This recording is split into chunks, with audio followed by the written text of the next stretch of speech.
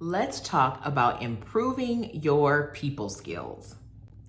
If there's one thing that all teachers need is the ability to have healthy relationships with your students, with your colleagues, with the parents, and even in your real life. The interpersonal skills that you develop can actually improve the relationships that you have. The first step to having a great relationship with other people is having a great relationship with yourself. That means start by being clear about what it is that you want and being honest about what it is that you want. A lot of times we have miscommunications and conflicts that arise in relationships. It's really just because we haven't been clear and honest about what we need. So make sure that you're doing that as much as you possibly can. Next, you want to make a habit of asking for feedback. So in your classroom, if you've got older kids especially, you might be able to do this with an exit ticket or post-it notes where they just kind of share things even somewhat anonymously with you. You can do this through surveys with parents as well. But you can ask for feedback kind of informally from colleagues, like, hey, if you have a chance, could you check out this lesson plan, or could you observe me?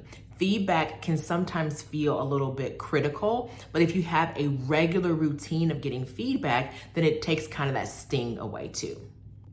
If taking feedback is hard for you, make sure that you reframe that for yourself. Remember, feedback isn't about your value as a person. It's just data that allows you to make adjustments if need be. Now, this one is one that a lot of people miss, but it is probably the most important thing that you can do in terms of improving your relationships. Work on regulating your emotion.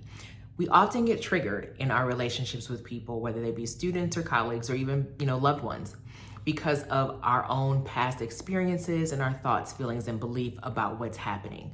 You don't want to bring all of that baggage into a relationship. So you want to get into the habit of regulating your own emotions. And that basically just means that I'm acknowledging my emotion and I'm choosing whether I want to kind of lean into it or work through it. And there's times for both of those to be appropriate. So there's no right or wrong all the time.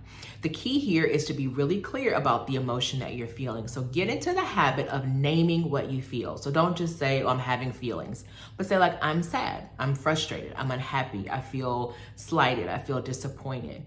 Those things will help you to get into the habit of regulating your emotions as well.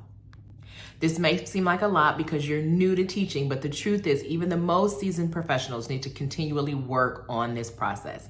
But the sooner you get mastery of them, the better off you'll be.